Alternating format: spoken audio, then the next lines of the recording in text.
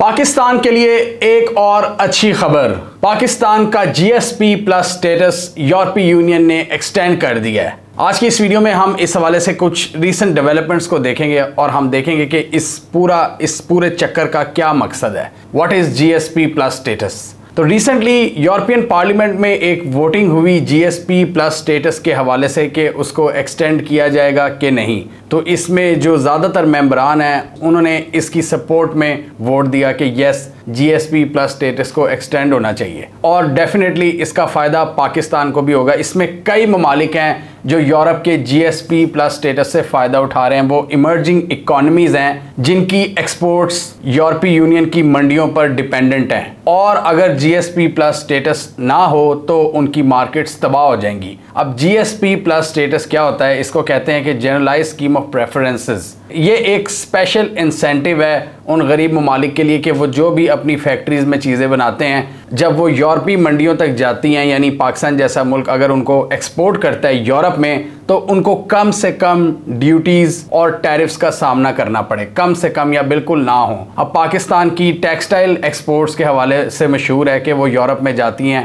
और यूरोप में वो फ्लरिश करती हैं बिकॉज पाकिस्तान को जीएसपी प्लस स्टेटस मिला हुआ है। लेकिन इस हवाले से जो यूरोपीय यूनियन है वो कुछ चेक एंड बैलेंस भी रखती है। उनके कुछ रूल्स एंड रेगुलेशंस होते हैं, जैसे उसमें सबसे बड़ी चीज़ होती है ह्यूमन राइट्स, कि जिन ममालिक की फैक्ट्रीज़ को हम ये स्टेटस दे रहे हैं क्या वहाँ पर ह्यूमन राइट्स का सिस्टम ओके है, क्या वहाँ पर चाइल्ड अब्यूज़ तो नहीं होता, चाइल्ड लेबर के क्या मामला आता है वहाँ पर, और दीगर इंसानी हकूक़ की जो कंडीशंस हैं उनको देखा जाता है, उनको परखा जाता है, रूल्स को डिफ़ाइन किया जाता है, अमेंडमेंट्स की जाती हैं, हर साल देखा जाता है कि कौन सा मुल्क इस पे बैठता है कि नहीं। और जनरली इसका जो रिव्यू है आई थिंक 4 साल बाद होता है। इसमें एनवायरमेंटल प्रोटेक्शन को भी देखा जाता है, क्लाइमेट चेंज को भी देखा जाता है, सस्टेनेबल एनर्जी को भी देखा जाता है। अभी हमने पिछले दिनों देखा था कि यूरोपीय यूनियन की जो एम्बेसडर हैं पाकिस्तान की, उन्होंने एक तंबीह जारी की थी, पाकिस्तान को एक वार्निंग दी थी कि हमारी नज़र है पाकिस्तान की ह्यूमन राइट्स कंडीशन पर और हम इस हवाले से सख्त एक्शन ले सकते हैं। यानी कि एक चहमगोइयाँ शुरू हो गई थी अभी 1-2 महीने पहले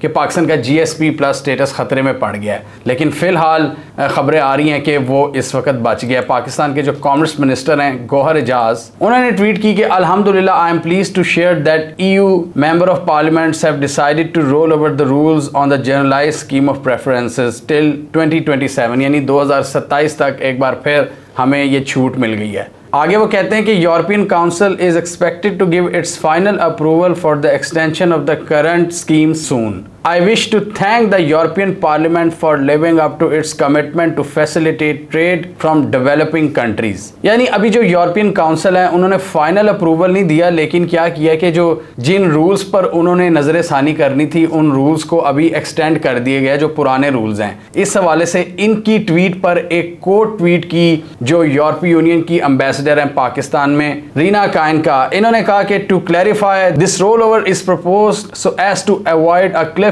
edge at the end of 2023. It is unrelated to Pakistan's performance or that any of other beneficiary country. Member states will decide soon. Monitoring will continue.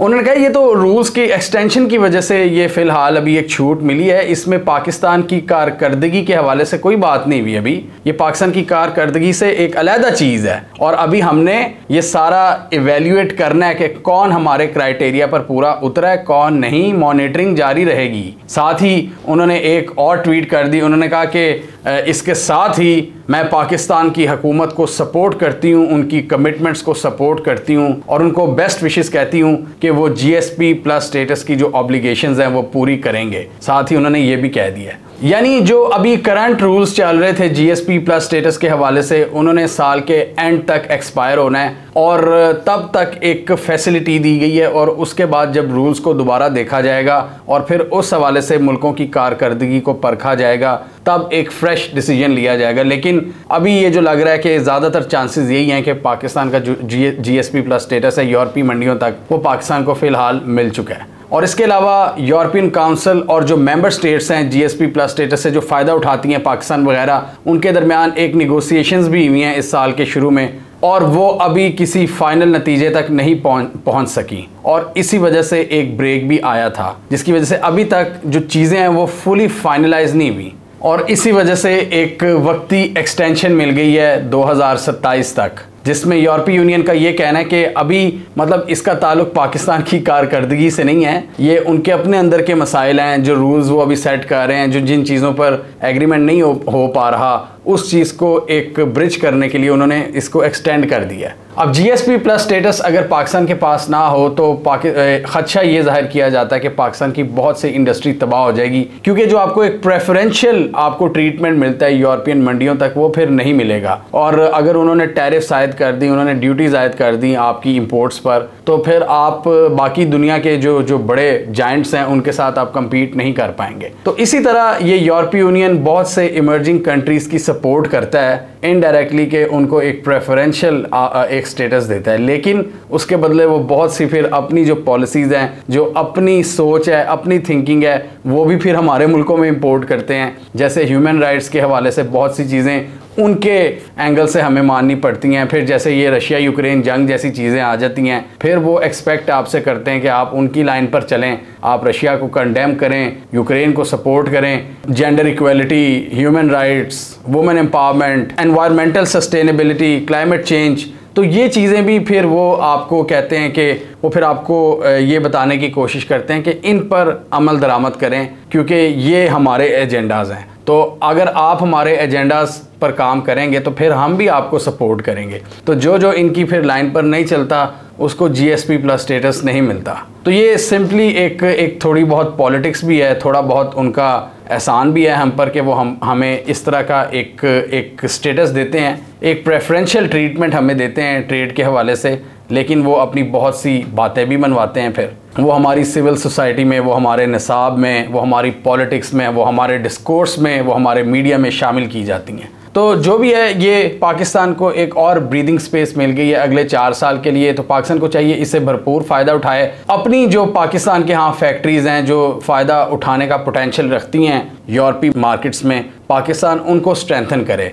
दुनिया का कोई मुल्क आपको सपोर्ट नहीं कर सकता जब तक आप खुद अपने आप को सपोर्ट नहीं करेंगे। चाहे यहाँ पर CPEC आ जाए, चाहे अमेरिका आपको बहुत ज़्यादा टेक्नोलॉजी दे दे, चाहे यूरोपीय यूनियन आपको बहुत ज़्यादा ये छूट दे दे, लेकिन जब तक आपके अपने मुल्क में कुछ नहीं होगा आप उससे फ़ायदा नहीं उठा सकते। तो GSP प्लस स्टेटस से भी वही लोग फ़ायदा उठाते हैं ना जो कुछ बनाते हैं अपने मुल्क में। अगर आप कुछ बनाएंगे ही नहीं, अगर आप अपनी फैक्ट्रीज़ को प्रॉपर बिजली नहीं देंगे, गैस नहीं देंगे, तो वो कैसे काम करेंगी। तो पाकिस्तान को चाहिए कि अपने अंदर जो सारी चीज़ें हैं उनको भी सही करे, एक इनेबलिंग बिजनेस एनवायरनमेंट बनाए, जो हम हमेशा से बात करते हैं कि आम लोग यहाँ पर बिजनेस कर सके आराम से, उनको फैसिलिटेट किया जाए सबसे पहले, तब दुनिया आपको फैसिलिटेट करेगी। अगर आप अपने लोगों को नहीं फैसिलिटेट करेंगे तो दुनिया से आप एक्सपेक्ट नहीं कर सकते। इसी तरह ये CPEC वगैरह वाली चीज़ें हैं वो तभी मटीरियलाइज होंगी जब लोग एम्पावर्ड होंगे, जब लोगों को यहाँ पर जॉब्स मिलेंगी, लोगों के लिए कारखाने लगेंगे, जॉब्स के मौके पैदा होंगे। तो ये बहुत ज़रूरी है कि पाकिस्तानी रियासत इन चीज़ों से पहले, मतलब बाहर की जो सेटलमेंट्स हैं उससे पहले अपने मुल्क के अंदर भी चीज़ें सही करे, बिजनेस एनवायरनमेंट एक लेवल प्लेइंग फील्ड दे सबको।